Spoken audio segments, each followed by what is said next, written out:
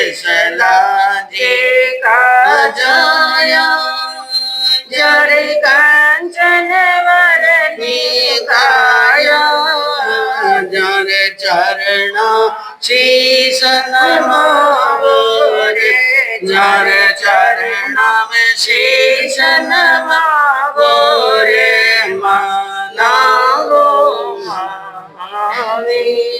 प्रभु अनंत ज्ञान गुणधारी जारी सूरत मोहन गारी प्रभु अनंत ज्ञान गुणधारी जारी सूरत मोहन गारी जरा दर्शन कर सुख पावो रे जरा दर्शन कर सुख पावो रे मनावो महावीर जो घर घर मंगल चावो रे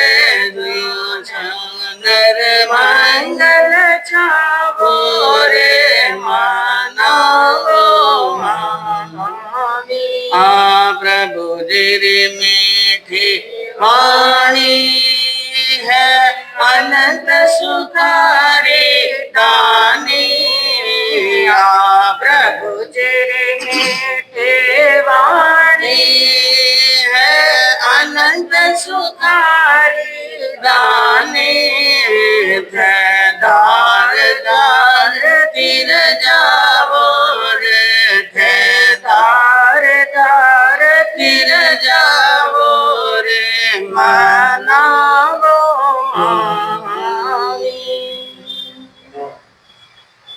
सर्वज्ञ सर्वदर्शी चरम तीर्थंकर अहिंसा के अवतार की स्ववंदनीय शासनपति श्रवण भगवान वर्धमान महावीर के पावन चरणों में कोटि कोटि वंदन। हृदय की अनंत अनंत आस्था के केंद्र, संयम धन के दाता, संसार सागर से तिरने का सन्मार्ग बताने वाले पूज्य गुरु भगवान श्रवण सूर्य दिव्य विभूति 1008 श्री मरुधर केसरी मिश्र जी महाराज साहब के पावन चरणों में कोटि कोटि वंदन।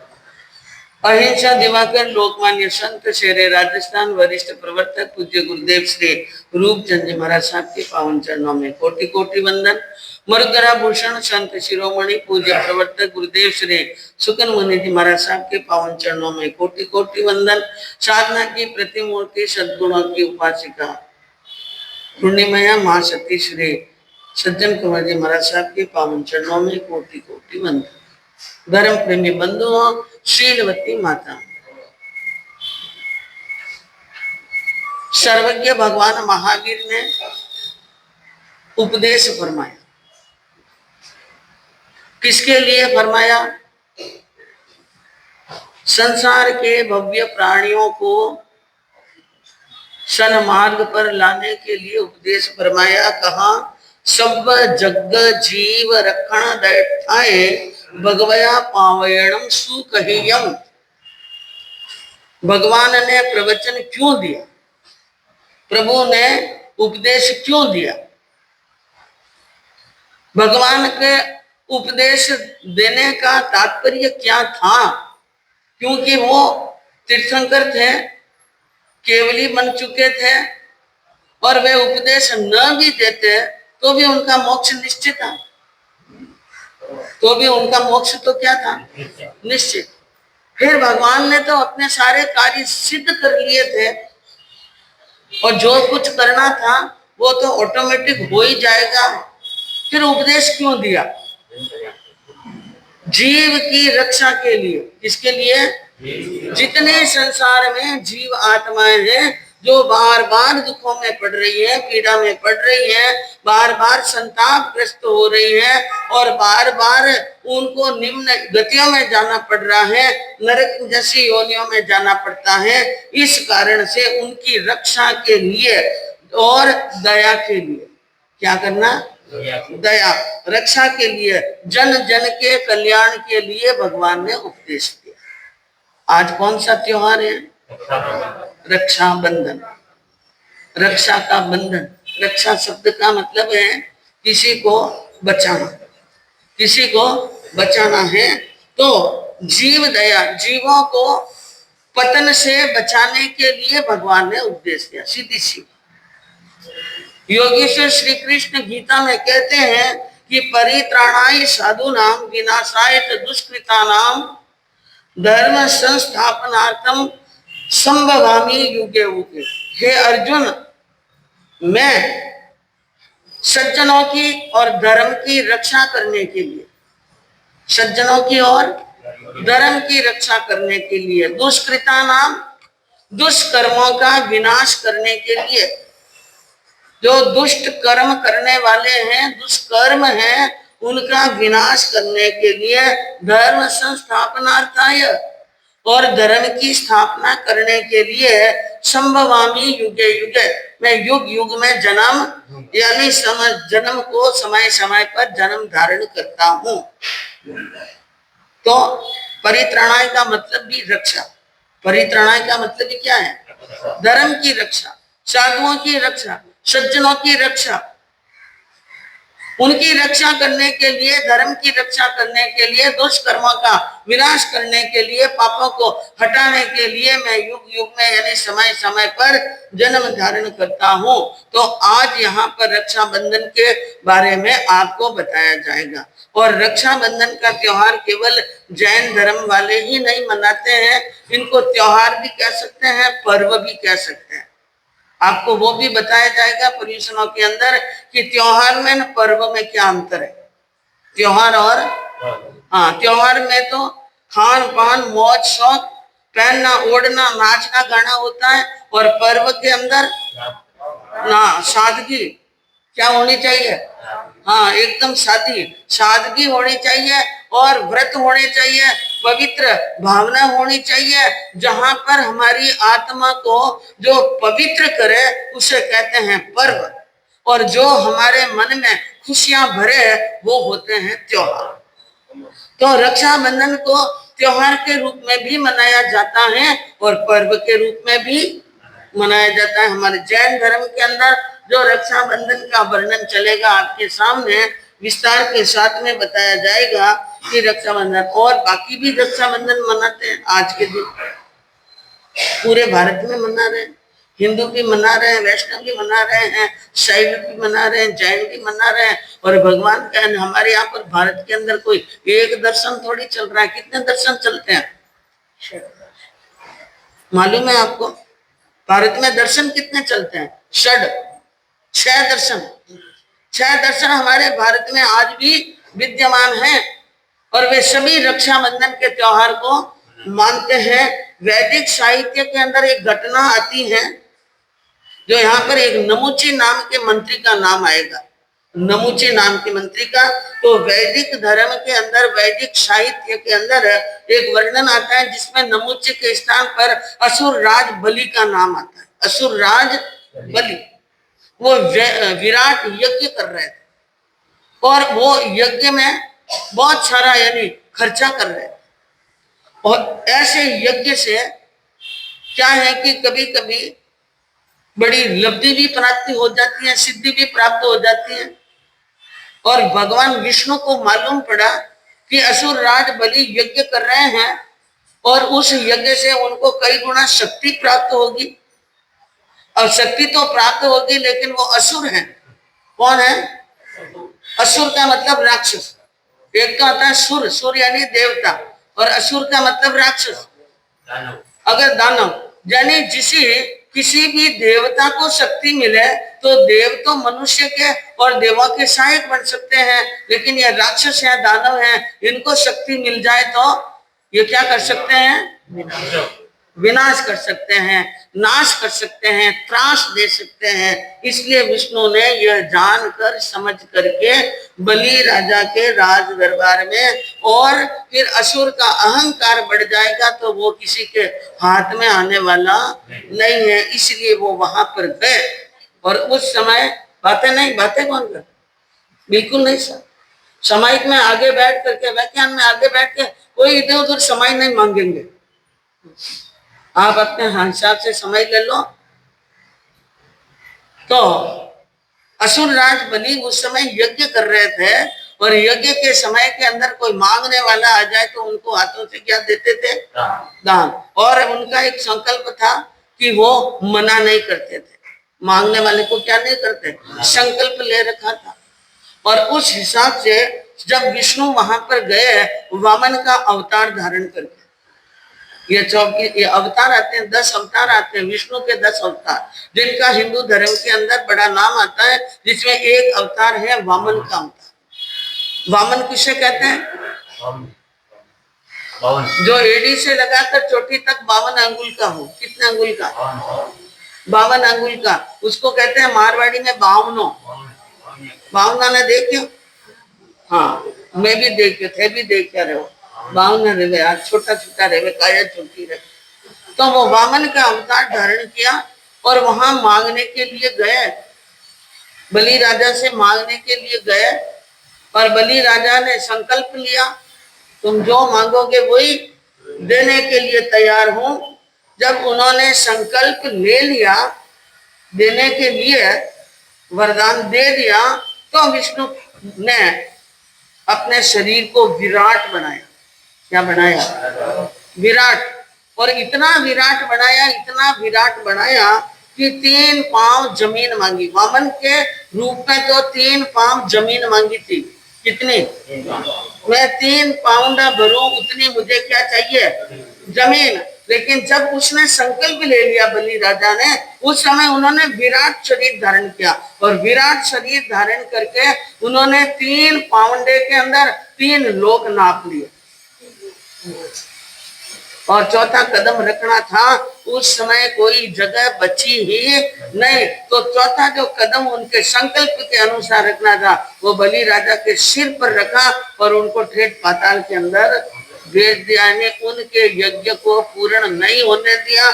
यह वर्णन तो वैदिक साहित्य में मिलता है। और हमारे जैन धर्म के अनुसार बंधुओं कहा जाता है कि यहाँ पर के नाम विष्णु कुमार का ही आएगा। किसका नाम आएगा?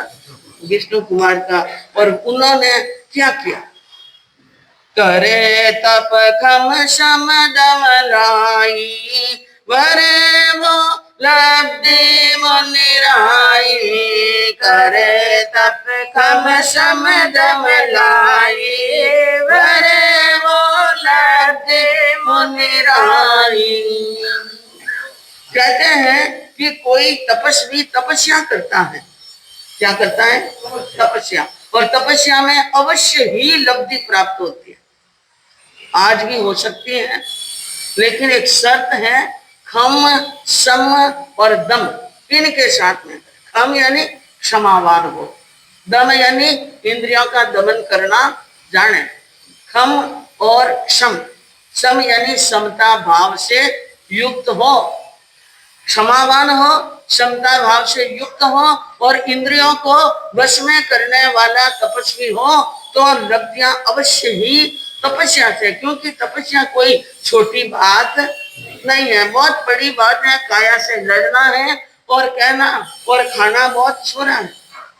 खाने में कोई जोर नहीं पड़ता है, लेकिन एक एकादश करनो वे तो एक एकादश वास्ते क्यों भाई 13 तारीख में कहीं करना है एकादश, और वो भी ठाट पाट हो, रसदार मजाऊ। लेकिन नाम कितना आया अशोक जी? 16 बात तो कामरी में कही जो रेवाते एकादश नाम लिखा हो, एकादश नाम लिखा हो, 16 नाम आया, कोई बात नहीं। 16 भी बहुत अच्छा है और इनसे दुगुणे और तिगुणे भी कर लें, अच्छी बात है।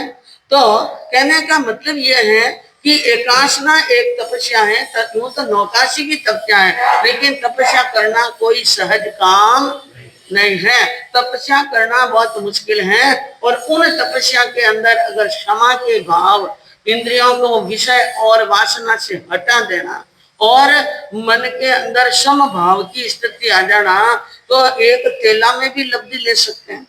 कितने तेले? एक तेले में भी। तो कहते हैं, यहाँ कवि ने कहा कि जो खम सम और दम के साथ में और फिर मुनि है। फिर कौन है? मुनि, और वे तपस्या करें तो अवश्य ही लब्धि की क्या होती है, प्राप्ति होती है। तो एक कंपिलपुर नाम का नगर जम्बूद्वीप के भरत क्षेत्र में, हम कहाँ रहते हैं, जम्बूद्वीप में, और जम्बूद्वीप के कौन से क्षेत्र में, भरत क्षेत्र में। तो जम्बूद्वीप के भरत क्षेत्र में एक कंपिलपुर नाम का नगर था, बड़ा ही सुंदर, और वहां पर एक विष्णु कुमार नाम के राजा राज्य करते थे। उनके एक छोटे भाई थे जिनका नाम था महापदम। क्या नाम था, महापदम।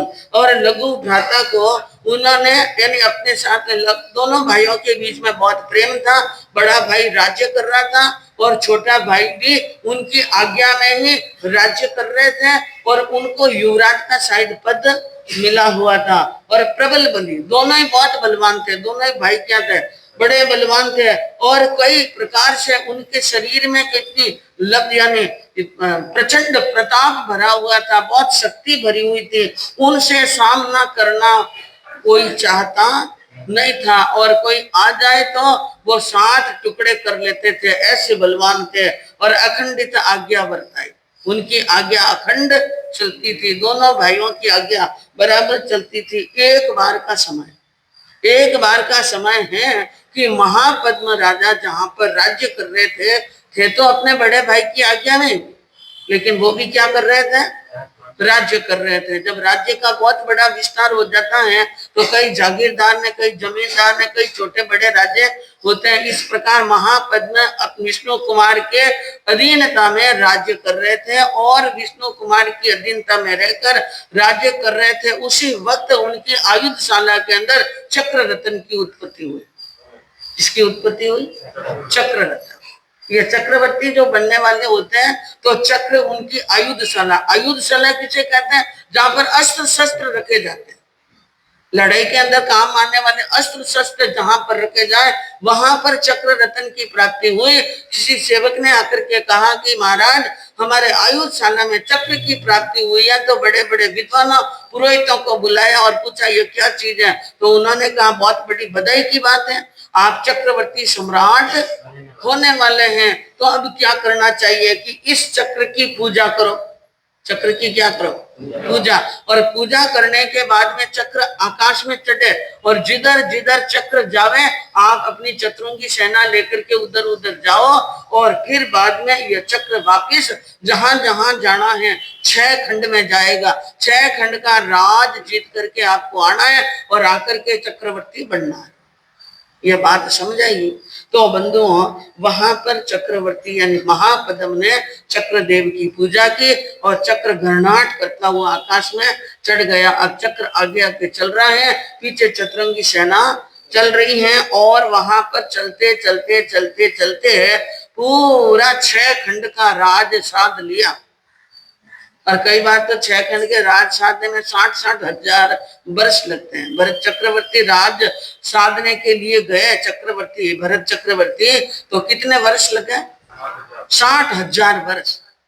अब चक्र 6 खंड साध लिए, 6 खंड साध कर वापिस अपने स्थान पर कपिलपुर में आए, लेकिन चक्र नीचे नहीं उतर रहा है, चक्र नीचे नहीं उतर रहा था। और चक्रवर्ती ने 6 खंड साधते हैं तो चक्रवर्ती की बहुत बड़ी रिद्धि होती है।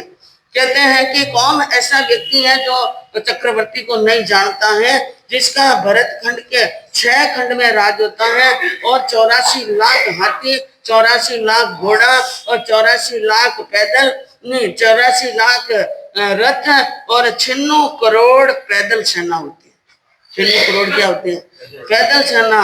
1,92,000 यानी उनके पत्नियां होती है, रानियां। इतना बड़ा राज्य साधने के लिए जाते हैं ना, तो कई राजा अपनी राजकन्याओं की चक्रवर्ती के साथ में क्या कर लेते हैं, शादी। तो कुल मिलाकर 1,92,000 रानियां होती हैं, 14 रत्न होते हैं, 9 निदान होते हैं, 32,000 देश होते हैं, और देश 32,000 रक्षण राजा भी उनकी आज्ञा का क्या करते हैं, पालन करते हैं। 20,000 सोने की खाने और 20,000 चांदी की खाने और 16,000 रत्नों की खाने। यह चक्रवर्ती की रिद्धि है।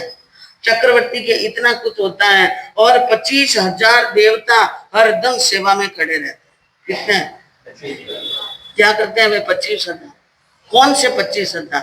अष्ट सिद्धि, एक एक सिद्धि के एक एक हजार देव, एक एक सिद्धि के एक एक हजार देवता हैं। तो अष्ट सिद्धि के 8,000, नवनिधि के 9,000 और 14 जो रत्न होते हैं जिनमें 7 एकेंद्रीय रत्न के एक एक 1,000 हाथ हजार वो होते हैं, कुल होते हैं 24,000। कितने हुए?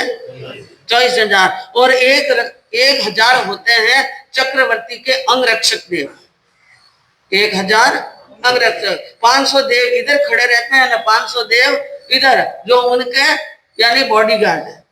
इस प्रकार कुल कितने देवता हुए? 25,000 देवता हुए। और एक दिन के अंदर रसोड़े के अंदर 4 करोड़ मन अनाज सींचता है। कितना? 4 करोड़ मन और 80 लाख मन लूण, 80 लाख मन घी लगता है और 99 मन सींग का बघार लगता है। 72 लाख पखाड़िए पानी भरने के लिए जाते हैं और भरे हुए तालाब को 1 मिनट में क्या कर देते हैं? खाली। अब 4 करोड़ मन अनाज एक टाइम का सींचे तो इतना अनाज कहां से आवे? लेकिन ये सब रिद्धियां है ना, अष्ट सिद्धि, नव निधि, 14 रतन, ये पूर्ति करते हैं। सुबह बाते हैं, सुबह बोते हैं। पहली पौर में वो है, दूसरी पौर में पावे, तीसरी पौर में पके, चौथी पौर में खावे। सुबह डाला हुआ अनाज का दाना शाम को पक करके आ जाता है घर पर। यह किस प्रकार से होता है? कि देवताओं के द्वारा। किसके द्वारा? देवताओं के। ऐसी इंद्र सरीकी साबी को भोगने वाला महापद्म चक्र को लेकर वापिस आते हैं तो चक्र नीचे। हाँ, महोत्सव चक्र तणो करियो तदपि नहीं नीचे उतरियो, पूछा सो मालूम है पाई, और नहीं माने बड़े भाई। चक्र नीचे नहीं उतरा, 6 खंड का राज साध कर आ गए तो चक्रवर्ती महापद्म ने पूछा क्या कारण हुआ, चक्र नीचे क्यों नहीं उतरा, आकाश में क्यों घूम रहा है? तो कहा हो न हो कोई न कोई एक व्यक्ति ऐसा है जो आपकी आज्ञा को मानता नहीं। तो पता किया कौन नहीं मानता, बाकी तो सब मानते हैं, लेकिन विष्णु कुमार आपसे बड़े हैं। विष्णु कुमार क्या है? आपसे बड़े हैं, इसलिए वो आपकी आज्ञा मानने के लिए तैयार नहीं है। उनको आज्ञा में रहना पड़ेगा। तो अब बड़े भाई को संदेश भेजा सेनापति के साथ, सेनापति के साथ में संदेश भेजा, कहा कि आपके भाई महापद्म चक्रवर्ती बन चुके हैं। क्या बन चुके हैं? चक्रवर्ती बन चुके हैं महापद्म। इसलिए आपको वहां आकर अपने छोटे भाई को आशीर्वाद भी देना है और उनकी अधीनता भी क्या करनी है? स्वीकार करनी। तो विष्णु कुमार सोच रहे थे इतने दिन तो मेरी आज्ञा में रहता था और अब मुझे किसकी आज्ञा में रहना पड़ेगा? हाँ, या संसार में कौन बड़ा न कौन छोटा कोई मालूम पड़ता ही नहीं है। यह तकदीर है या नसीब है अपने अपने, कब कौन बड़ा छोटा बन जाता है, कभी छोटा क्या बन जाता है, बड़ा बन जाता है। इसलिए बंधुओं इस बात के ऊपर चिंतन और मनन किया और मनन करते करते आ गया वैराग। क्या आ गया? वैराग आ गया। विष्णु कुमार ने कहा कि आशीर्वाद तो क्या, मैं तो ये संपूर्ण राज्य ही मेरा भाई को सौंपना चाहता हूँ। राज सब चक्री ने दी, सारा राज किसको दे दिया? चक्रवर्ती को। और आपने दुष्कर संयम की आराधना कर ली और तपस्या की आराधना की, आत्मा को वश में कर लिया। खम सम और दम के साथ में विष्णु कुमार मुनि ने तपस्या करना क्या कर लिया? प्रारंभ। और कई प्रकार की लब्धियां उनको प्राप्त हो। विष्णु कुमार को कई लब्धियां प्राप्त हुई और ऐसी लब्धियां भी प्राप्त हुई कि वे अपने हाथ को जंगा पर रखकर आकाश में उड़ सकते थे। आकाश में, हाँ, जिनको जंगा चरणमुति कहते हैं। गंगा गगन गति से करे विहार। और सारा संघ के अंदर विष्णु कुमार का बहुत जोरदार धक्का पड़ रहा है और विष्णु कुमार मुनि का नाम सुनकर के लोग बड़े ही खुश और प्रसन्न होते हैं और कई देवी और देवता आकर के चरण में क्या करते हैं? तपस्वी हैं, ब्रह्मचारी हैं, मुनि हैं, लब्धियों के धारक हैं। इधर चक्रवर्ती के भी देवता नमस्कार करते हैं और इधर विष्णु कुमार मुनि को भी क्या करते हैं? देवता मेरा नमस्कार। और एक बार की बात है, 700 मुनियों को साथ में लेकर विष्णु कुमार मुनि के गुरु आचार्य महाघोष कंपिलपुर नगरी में पधारे। और कंपिलपुर नगरी के अंदर वहां पर धर्म देशना दी, जोरदार धर्म देशना, और पूरा शहर और पूरा प्रांत उमड़ा और खूब जोरदार धर्म का वहां पर रंग लगा। तो महापद्म ने चातुर्मास की विनंती की। किसकी विनती की? चातुर्मास की। और उनकी भाव भरी विनंती को ध्यान में रखते हुए विष्णु कुमार मुनि ने कहा, गुरुदेव यहाँ पर चातुर्मास करना ठीक है, आपको यहाँ पर क्या करना चाहिए? चातुर्मास करना चाहिए। फिर संघ की राजा की विनती को ध्यान में रखते हुए चातुर्मास की स्वीकृति प्रदान कर ली। और फिर स्वीकृति प्रदान कर शेष काल के अंदर विचरण करके और वापिस यानी स्वीकृति दे दी। और देने के बाद में क्या हुआ, चक्रवर्ती राजा के एक मंत्री था जिनका नाम था नमुची। क्या नाम था? नमुची। वो जैन धर्म के प्रति द्वेष रखने वाला था। तो चक्रवर्ती ने उन मंत्री को, नमुची को अपने साथ में लेकर वहां पर गए अपने गुरु के पास में और कहा महाघोष गुरु को कि गुरुदेव इनको ज्ञान की शिक्षा, ये नास्तिक हैं, इनको क्या दो? ज्ञान की। तो वहां पर उनके नमुची के और महाघोष के बीच में यानी धर्म घोष के बीच में शास्त्रार्थ हुआ और शास्त्रार्थ में धर्म घोष विजय प्राप्त हुए और नमुची हार गया। लेकिन नमुची मन का मैला था, मिथ्यात्वी था और वो एक प्रकार से नास्तिक था। उस समय हार तो मान ली लेकिन गांठ बांध ली। मन में क्या बांध दी? वैर की गांठ बांध। इधर उनके मन में यह चल रहा है, इधर चक्रवर्ती ने चातुर्मास की विनती की, उन्होंने चातुर्मास की क्या दे दी? स्वीकृति। एक समय आया कि महाघोष धर्म घोष वहां पर चातुर्मास करने के लिए पधारे। कंपिलपुर नगरी के अंदर विष्णु कुमार मुनि ने कहा, गुरुदेव मुझे 4 महीने की तपस्या पचका दो। कितना महीने? और मैं 4 महीने ध्यान करके खड़ा रहूंगा मेरू चूलिका पर जाकर, सुमेरु पर्वत की चूलिका पर जाकर ध्यान करके खड़ा रहूंगा। और गुरु ने कहा जैसी तुम्हारी इच्छा हो। उनको आज्ञा दे दी। 4 महीने की तपस्या पचकर और वे मेरू पर्वत की चूलिका पर जाकर के ध्यान में खड़े हो गए विष्णु कुमार तो। और इधर चातुर्मास चल रहा है। और चातुर्मास के ये सावन का महीना, क्या था महीना? कौन सा? सावन का महीना। जोरदार धर्म देशना, जोरदार वहां पर इंद्रदेव की जड़ियां भी लगी न, जिन शासन के उपदेश की भी जड़ियां लगी न। धर्मात्मा लोग बहुत खुश और प्रसन्न होने लगे। लेकिन नमुची अंदर ही अंदर जल रहा है। इनके धर्म का प्रचार और प्रसार हो रहा है और कहते हैं कि खलन हृदय परिताप विषय।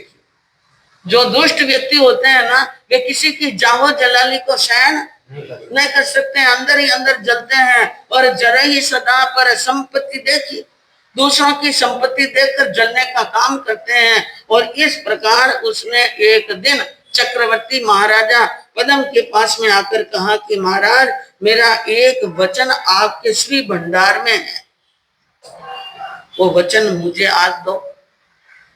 एक वचन दिया हुआ था महापद्म का। कौन सा वचन था? कि महापद्म राजा के राज्य में हस्तिनापुर नाम का नगर था और वहां पर एक सिंहबल नाम का एक राजा था जो बार बार दुर्ग के अंदर यानी हस्तिनापुर को लूट रहा था और लोगों को लूट करके दुर्ग में छिप जाता था। जनता परेशान हो रही थी, उनको पकड़ना बहुत मुश्किल हुआ। तो एक दिन अपने मंत्री नमुची को बुलाकर पूछा कि ऐसा कौन सा उपाय करें कि हम सिंहबल को पकड़ें। नमुची ने बीड़ा उठाया, कहा महाराज आपको परेशान होने की जरूरत नहीं, सिंहबल को तो मैं पकड़कर आपके श्री चरणों में उपस्थित कर लूं।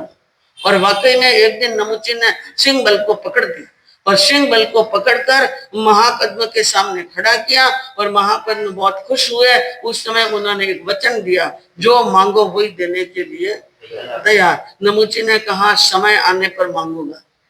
क्या करूंगा? समय। और वो पहली का दिया हुआ वचन अब नमुची को क्या आया? याद आया। और याद आया तो कहा बोलो क्या चाहते हो वचन के अंदर? मैंने वचन दिया है तो देने के लिए तैयार। हाथी घोड़े रथ पालकी सोना चांदी जो भी मांगो देने के लिए क्या हूँ?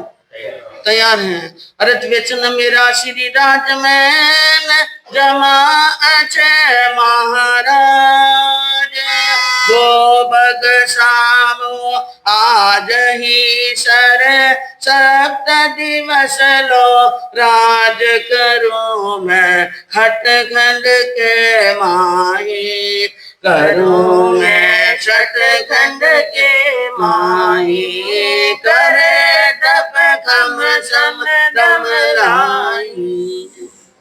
उसने कहा मेरा वचन आपके श्री भंडार में है और मैं वो वचन मांग रहा हूं, तो कहा क्या मांगो कि 7 दिवस का राज, 7 दिन का मुझे क्या दे दो, राज दे दो, और वो भी 6 खंड का। कितने खंड का?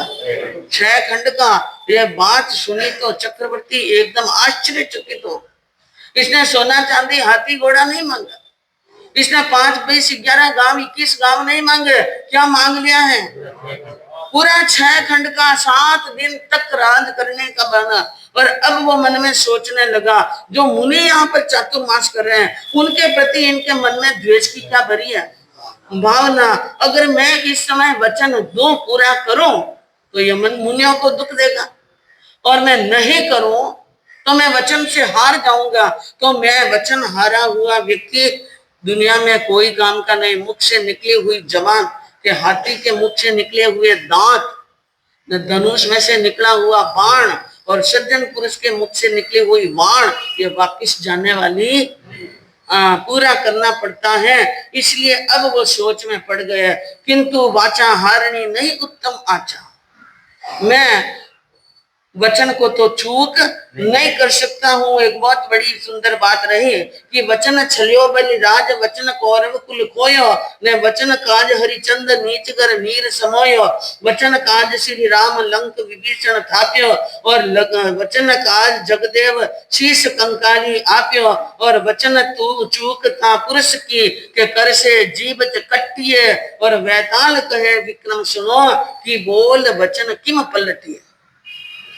इन वचनों के कारण तो कई बार लोगों को अपनी कुर्बानियां देनी पड़ी। बलि राजा चला गया, जिसका वर्णन अभी आपने सुना, और वचन के कारण कौरव हार गए। वचन के कारण हरिश्चंद्र राजा को नीच कर पानी भरना पड़ा, श्री राम को वन में जाना पड़ा, और विभीषण को लंका का राज सौंपना पड़ा, जगदेव को अपना सिर काटकर कंगाली के सामने रखना पड़ा। तो एक बार वचन दे दिया, उसका चूक होना नहीं चाहिए। कोई व्यक्ति बोलकर नट जाए, तो वैताल ने कहा विक्रमादित्य महाराज, जो व्यक्ति बोल करके मना करते हैं नट जाए, उनकी जीभ काट ली जाए। उसकी क्या काटनी चाहिए? जीभ। तो अब वो सोचने लगे राजा महापद्म, और 7 दिन का उनको क्या दे दिया? राज, और अपना चक्रवर्ती का राज सारा सौंप कर चक्रवर्ती तो रानियों के महलों के अंदर जाकर के बैठ गए, और डेरा लग गया नमुची के, और नमुची आया राज्य के अंदर, चक्रवर्ती सम्राट बना हुआ। लोग देखकर आश्चर्यचकित हो गए, ये सम्राट कैसे बन गया, महापद्म क्यों नहीं आए? और धीरे धीरे ये बातें छिपी रहने वाली नहीं है, सबको मालूम पड़ गया कि महापद्म ने इनको 7 दिन का क्या दे दिया है, राज। और आते ही पहला आदेश दिया, जाओ बगीचे में चातुर्मास कर रहे धर्म घोष आचार्य को कहो कि अभी के अभी सभा में हाजिर हो। सभा में क्या हो? और सेवकों ने आज्ञा का पालन किया, और राज की आज्ञा सुनकर के धर्म घोष राजसभा में पधारे। जिनके राज्य में चातुर्मास करते हैं तो कभी कभी ऐसा मौका आ जाए तो दरबार में भी जाना पड़ता है। मुनि वहां पर आए और आकर के कहा, बोलो क्यों याद किया, क्यों बुलाया मैं यहाँ पर? तो उन्होंने एक कहा, अरे जैन धर्म तुम छोड़ दो न, अथवा छोड़ो राज, नहीं तर गाड़ी पी लसो चरे नहीं रखो लाज, उत्तर दो तज के गुमराही, उत्तर दो तज के गुमराही, करे तप खम सम दम लाई। चक्रवर्ती ने यानी नमुची चक्रवर्ती ने कहा कि या तो तुम जैन धर्म छोड़ दो 700 के साथ, या फिर मेरा राज्य जहां तक मेरी स्याही ढूंढती है वो राज्य छोड़कर यहाँ से विहार कर जाओ। और अगर दोनों में से एक भी काम नहीं कर रहे हो तो कल का सूर्य उदय होते ही पहली किरण निकलते ही 700 के 700 को गाड़ी में कील दूंगा। मैं तुम्हारी लाज रखने वाला नहीं है। तुम्हें बहुत अभिमान है ना अपने ज्ञान का और अपने शास्त्रों का और अपने उपदेश का। मुझे जल्दी से जल्दी इन दो बात का क्या दे दो, जवाब दे दो। वचन सुनी, उनका वचन सुना। मुनि एकदम विचार में पड़ गए, एकदम ये क्या कह रहा है, ये मिथ्यात्वी है और इनकी बुद्धि नीच बुद्धि है और यूं ये समझाने से समझने वाला नहीं है। तो उन्होंने कहा तुम ऐसा अन्याय क्यों कर रहे हो, क्यों कर रहे हो ऐसे अन्याय। उन्होंने कहा मैं यज्ञ कर रहा हूं। क्या कर रहा हूं? उसके अंदर विधर्मी नहीं चाहिए मुझे। विधर्मी का मतलब मेरे धर्म के अलावा धर्म वाला कोई यहाँ पर नहीं चाहिए। या तो मेरा धर्म स्वीकार करो या तुम्हारा धर्म छोड़ दो, और नहीं छोड़ते हो तो मेरे राज्य में नहीं रहना। मुनि ने कहा कोई बात, मुझे 2 घड़ी का समय चाहिए। कितना घड़ी का? 2 घड़ी का। आपके एक समय का वे जितना समय चाहिए का मैं 2 घड़ी के अंदर आकर के जवाब दूंगा। अब 2 घड़ी का समय दिया और वहां पर धर्म घोष बगीचे में आए। चिंता बड़ी जोरदार, चिंता का विषय है। और यह बात पूरी कंपिलपुर नगरी के अंदर फैल गई और महापद्म चक्रवर्ती को मालूम पड़ गई कि नमुची ने ऐसा क्या दिया है आदेश। लेकिन अब चक्रवर्ती कुछ भी नहीं कर सकते हैं, उनके तो हाथ बंधे हुए हैं। उनमें शक्ति है, तेजस्विता है, प्रताप है, लेकिन कर कुछ नहीं सकते, जबान के पीछे बंधे हुए हैं। और नगरी के अंदर हाहाकार हो गया कि अब क्या होगा हमारे संतों का, यानी हमारे संत बचेंगे कि नहीं बचेंगे। और यह नमुची सबको घाणी में क्या हो जाएगा, गिर जाएगा। हम खड़े खड़े देखते रह जाएंगे, मुनि मर जाएंगे, क्या होगा क्या नहीं होगा। इस प्रकार की स्थितियां होते सोच सोच करके लोग बेहाल हो रहे हैं। और धर्म घोष ने आकर 700 मुनियों को अपने पास में बुलाया और बुला करके कहा कि देखो तुम 700 मुनि में कई सेवाभावी मुनि हैं, कई तपस्वी मुनि हैं, कई क्षमता वाले हैं, कई बड़े बड़े ज्ञानी हैं और कई बड़े बड़े ध्यानी हैं। तुम्हें अपनी साधना के बलबूते पर अगर कोई किसी प्रकार की लब्धि प्राप्त हुई हो तो मुझे बताओ। क्या करो? मुझे बताओ, क्योंकि ये नमुची मिथ्यात्वी है और इन मिथ्यात्वी से जीतने के लिए लब्धि फोड़नी पड़ेगी।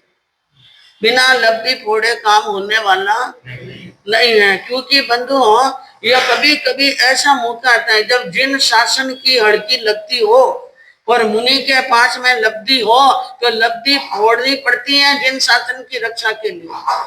और उनमें जो हिंसा होती है उनका क्या लेते हैं? प्रायश्चित। हमारे अभी इस पंचम आर्य के अंदर एक पूज्य पीरचंद जी महाराज हुए रघुनाथ जी महाराज की टाइम, और मेवाड़ साइड के अंदर वहां पर एक बार वो विचरण कर रहे थे और विचरण करते थे तो वहां पर यानी ये जति और द्वेषी लोग बहुत थे जो जैन धर्म के साधुओं को आने नहीं देते थे।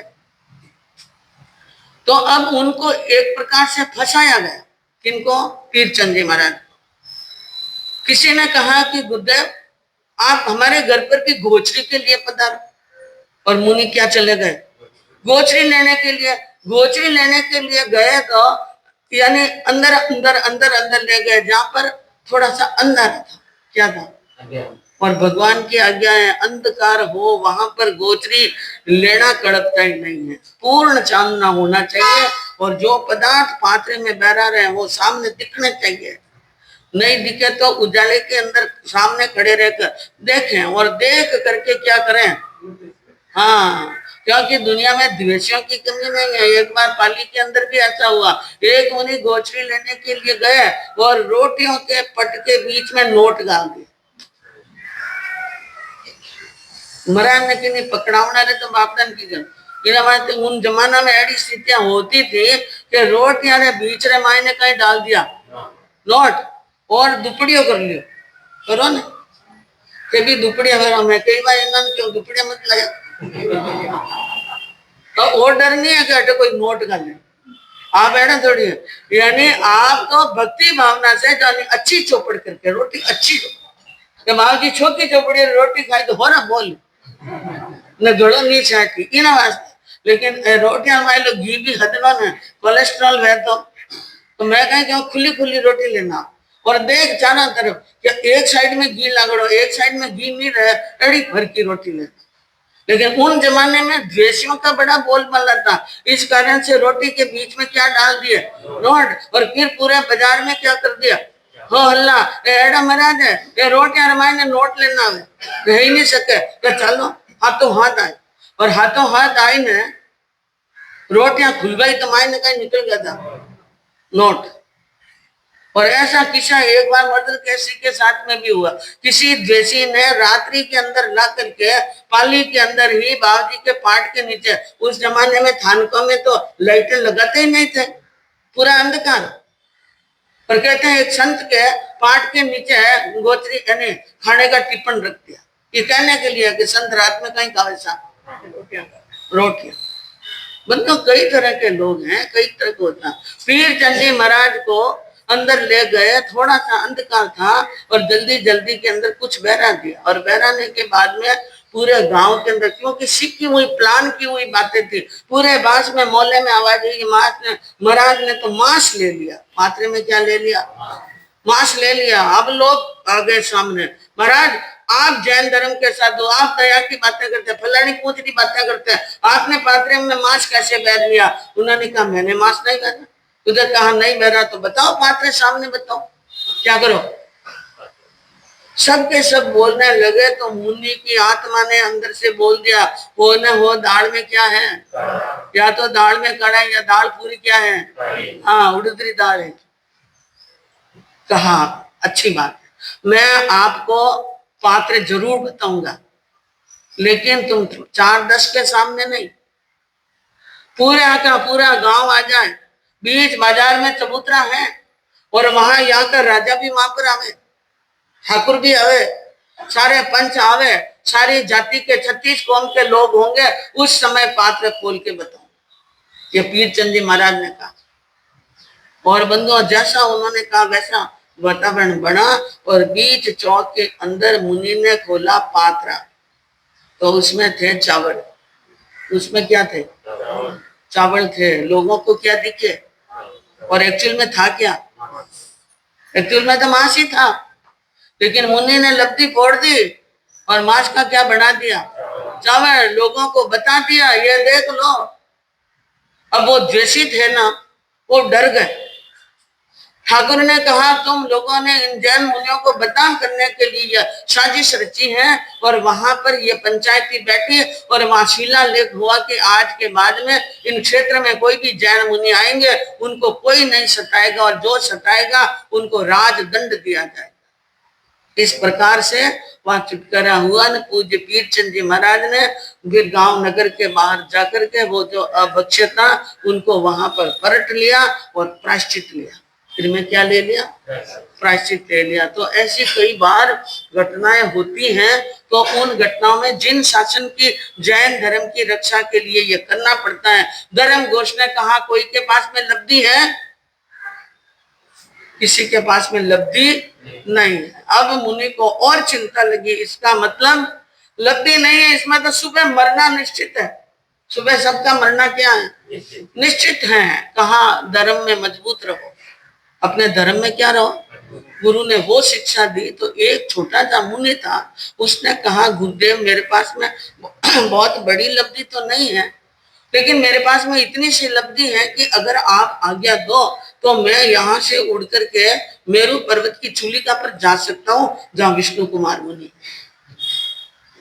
गुरु ने कहा अंधे को क्या चाहिए, जाओ।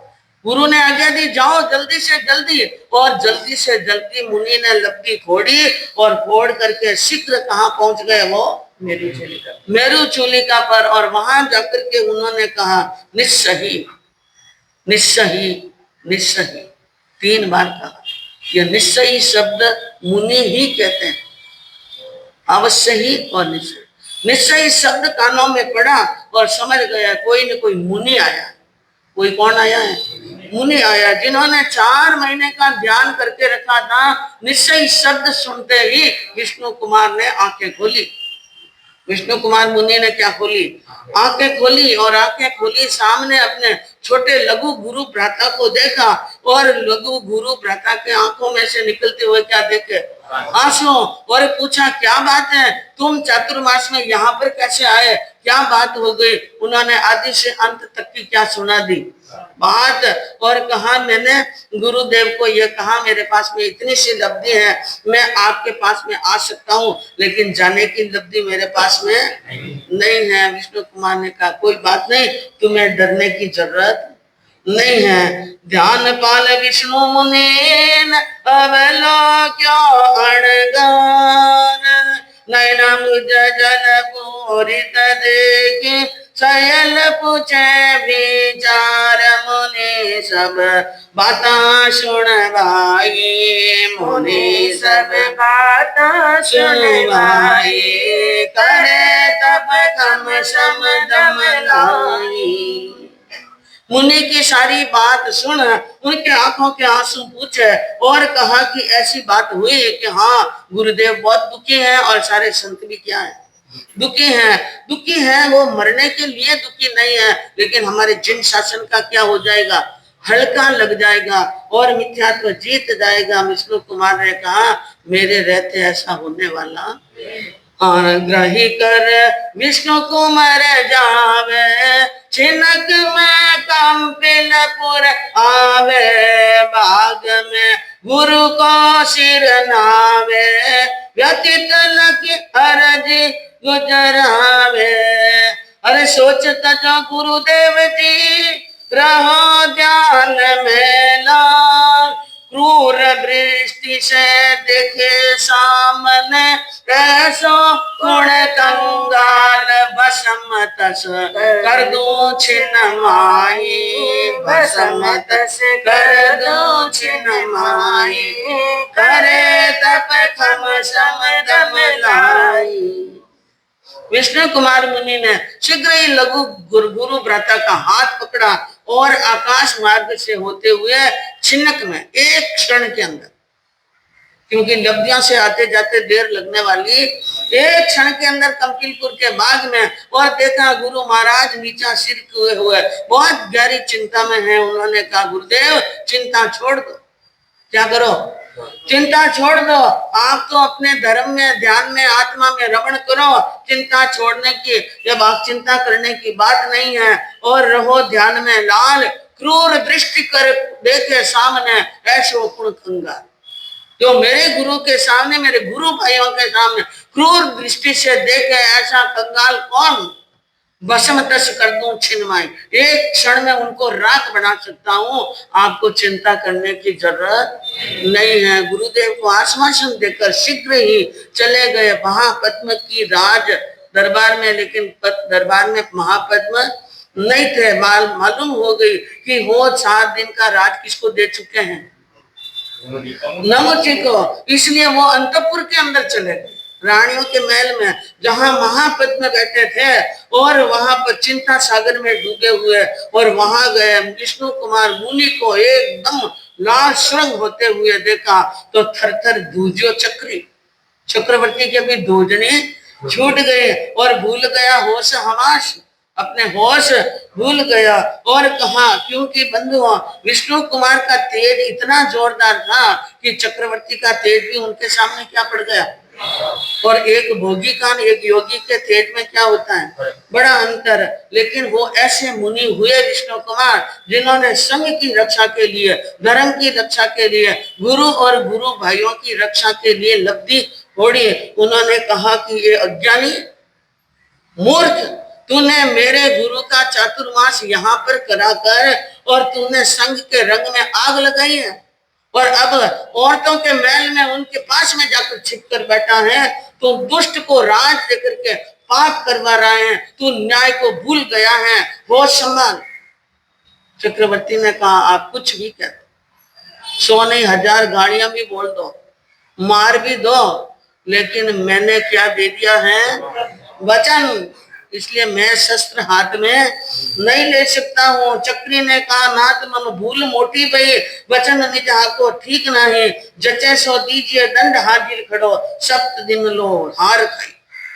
आप जो करो वो दंड भुगतने के लिए तैयार हो, लेकिन 7 दिन तक मैं कुछ भी करने वाला। अब बोलो मुनि के ऊपर क्या बीती?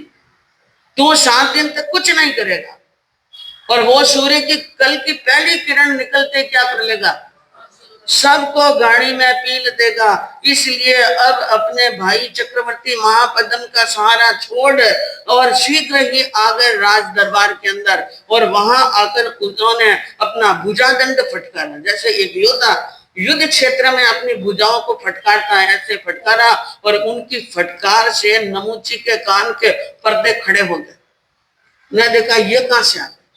ये चले गए 4 महीने के लिए, इसलिए तो मैंने राज मांगा, और ये आकर के वापिस टपक गए। उन्होंने कहा, आप यहां पर कैसे?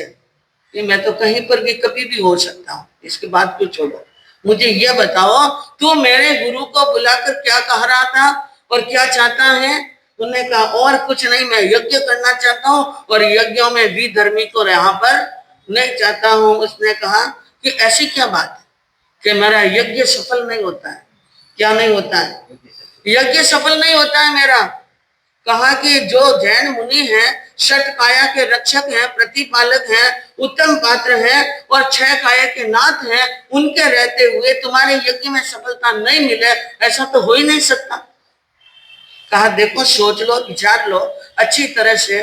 उन्होंने कहा, मैंने सोच लिया है, विचार लिया है, तो और क्या चाहते हो? कि कुछ नहीं, मैं एक ही चाहता हूँ, या तो आपके मुनि जैन धर्म को छोड़े, या राज्य को छोड़े, और या फिर गाड़ी में पीने के लिए क्या हो जाए, तैयार। विष्णु कुमार ने कहा कि 21 लाख योजन में चक्रवर्ती का राज है, ये मुनि व्यार करके जावे तो कहाँ जावे?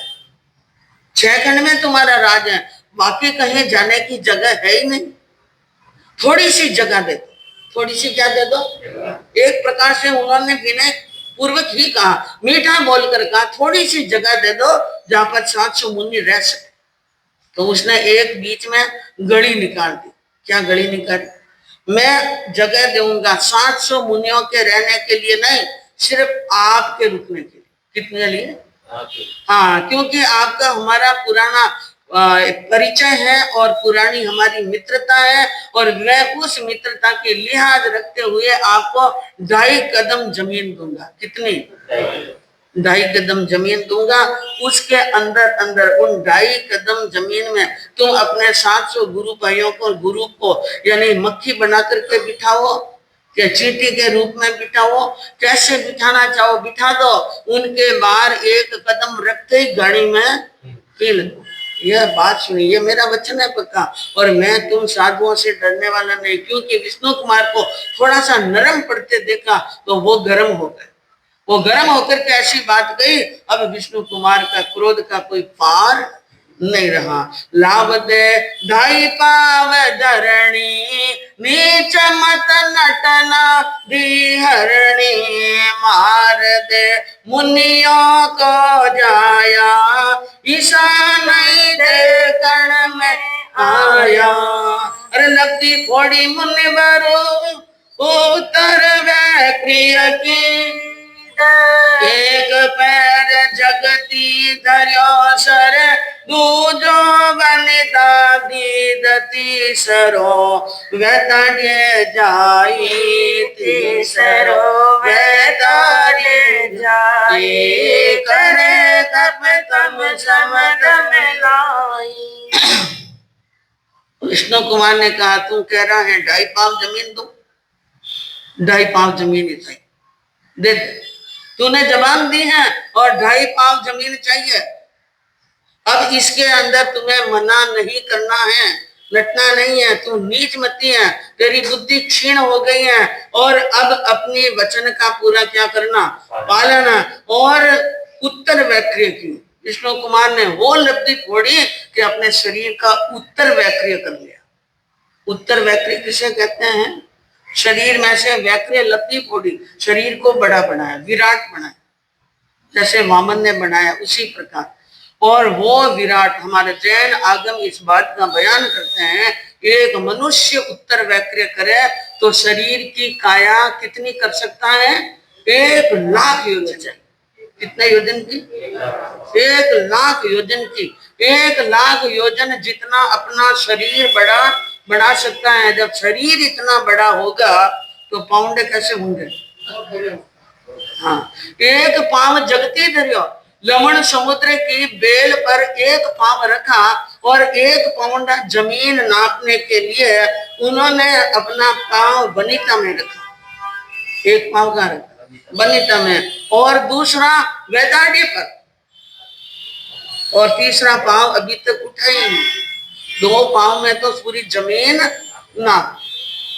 और जो उन्होंने उत्तर वक्र किया ना बंधुओं, उस कारण से, क्योंकि कोई मुनि लब्धि फोड़ता है तो यहाँ की स्थिति क्या बनती है?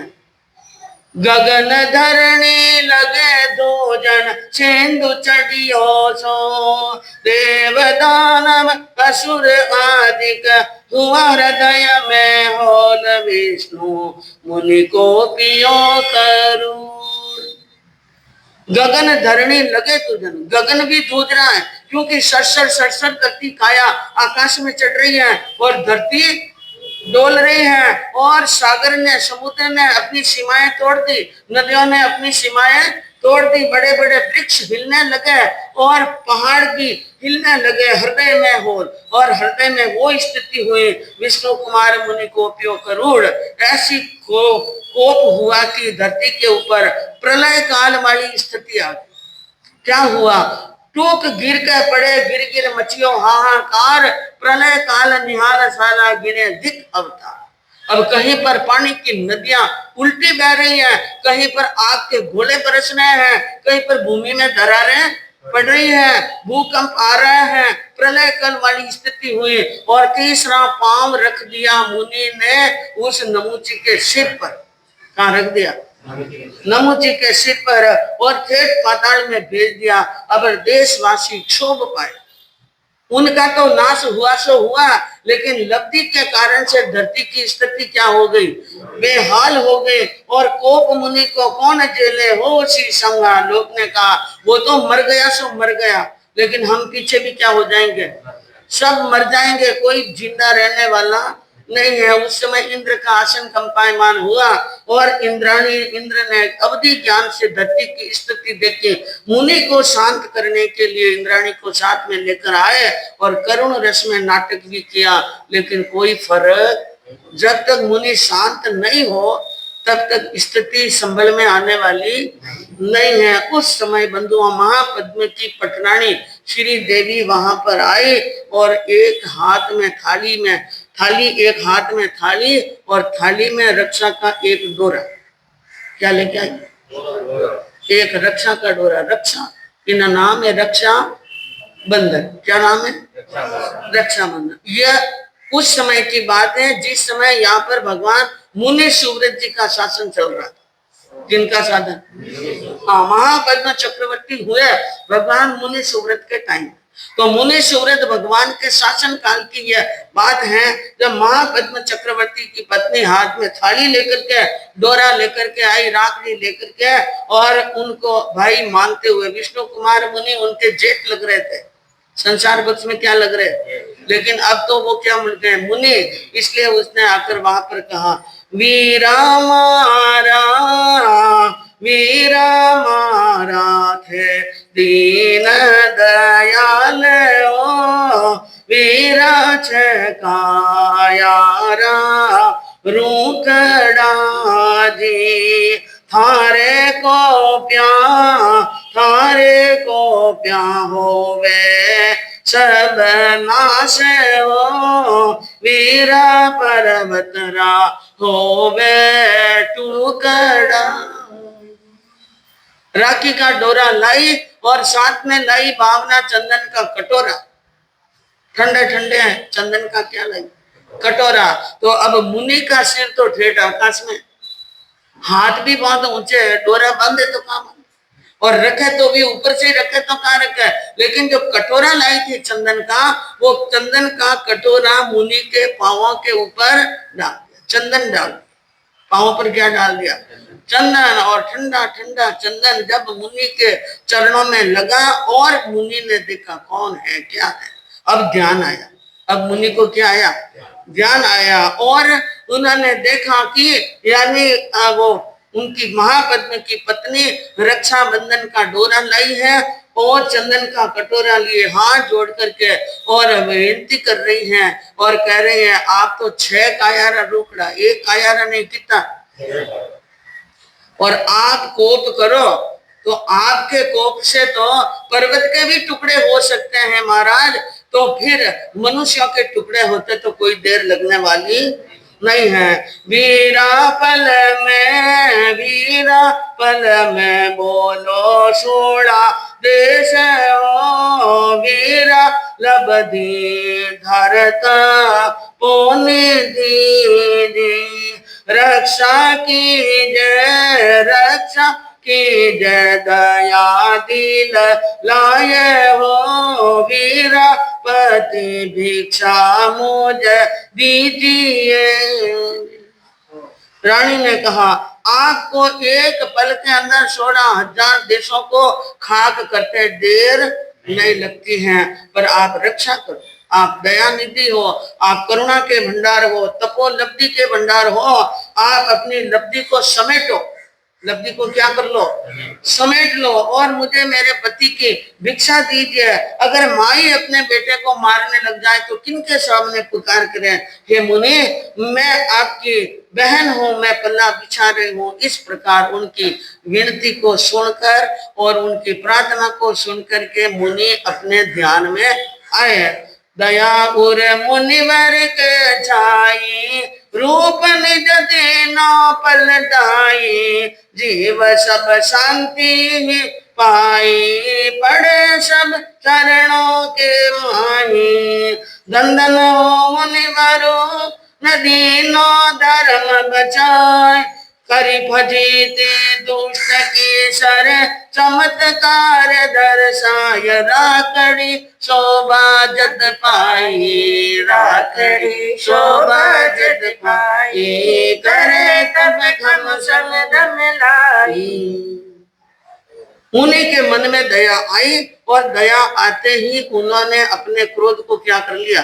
शांत। और जैसे क्रोध को शांत किया धीरे धीरे उनकी काया निज स्वरूप में आने लगी और वातावरण में शांति छा, सब प्रकार से शांति हो गई और सब आकर के चरणों में गिरते हैं, कहते हैं धन्य है आपने धर्म की क्या कर ली? रक्षा कर ली, धर्म को बचा दिया, दुष्ट की फजीती कर ली। और बंधुओं उस दिन था श्रावण शुद्ध पूनम। कौन सा दिन था? श्रावण शुद्ध पूनम। राखड़ी शोभा जत पाई। यह राखी का त्योहार उस समय से क्या हुआ है? शुरू हुआ है। समय के अनुसार कई विविध रूप धारण कर लिए हैं, लेकिन ये हुआ। फिर वो वहां से रवाना हुए, अपने गुरु धर्म घोष के पास में आए। और अब आप देखो, जैसा विष्णु कुमार मुनि जैसा सशक्त और महाप्रतापी लब्धिधारी शिष्य हो तो गुरु को कितना गर्व होना चाहिए। उनके गर्व का कोई पार नहीं। गुरु गए सामने, शिष्य आ रहा है और गुरु सामने गए, बात में बात डाली, मिले और कहा धन्य है शिष्य, तू पुण्यशाली, तू बहुत पुण्यशाली है, तूने धर्म की क्या की है? रक्षा की है। उन्हें कहा गुरुदेव मैंने रक्षा तो की, लेकिन लब्धि फोड़ी, उनकी हिंसा भी क्या हुई है? हिंसा भी बहुत हुई है, जीवों को त्रास मिला है। देवो दंड गुरुदेव जी बोलिया विष्णु कुमार। विष्णु कुमार ने कहा मैं आपके चरणों में हाजिर खड़ा हूं, मुझे प्रायश्चित दो। मुझे क्या दो? प्रायश्चित दो। वापिस नया संयम धारण किया। उन्होंने वापिस नए तरीके से संयम धारण किया, अनाचार दोष और हिंसा का प्रायश्चित लिया और अपने जीवन के अंदर प्रायश्चित करते गए शुद्ध मन से संयम चर्या तप और त्याग के द्वारा उन्होंने मोक्ष का वर्ण कर लिया। मुनि ने क्या कर लिया? मोक्ष। भयंकर भव सागर तिरिया, उस संसार सागर से तिर गए। और राखड़ी उन दिन सु चाली, राखड़ी उन दिन सु चाली मिथ्या मत दीनो छोड़ डाली। यानी उस समय से चली कि उस दिन मिथ्यात्व को धो दिया और जैन धर्म का जिन शासन का डंका बजाया विष्णु कुमार मुनि ने। और इस चौपाई की रचना की पूज्य गुरुदेव मर्दत केसरी विश्वमल जी महाराज सदगुरु श्री बुद्धमाल जी ने जाके पुण्य प्रताप में श्री मुनि बना तट माही कविता तणो कलाप कियो है अति ओ मंगलाई कियो है अति ओ मंगलाई करे तप खम शम दम लाई। पूज्य गुरुदेव मर्दन केसरी जी महाराज साहब के गुरु थे बुद्धमल जी महाराज साहब। तो बुद्धमल जी महाराज साहब के नाम स्मरण कर कहा सदगुरुदेव बुद्धमल जी महाराज साहब की महापुण्य कृपा से मैंने इस चौपाई की क्या की है, रचना की है। अति उमंग के साथ में तेज कथना के जोड़ी तेज कंवर जी महाराज साहब के कहने से यह व्याख्यान जोड़ा।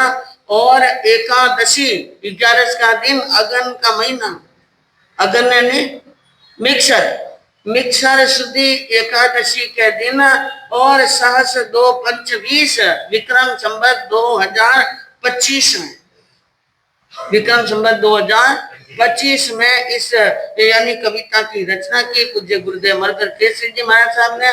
तो बंधुओं आपको सुनाया गया कि हमारे जैन धर्म के अंदर यह रक्षाबंधन का ऐसा महत्व है और इस महत्व को हमें अपने जीवन के अंदर याद रखना है। और भगवान मुनि सुखदेव जी के टाइम से राखी क्या हुई थी, प्रारंभ हुई थी, तो इसको भी बात को याद रखना है। और कल आप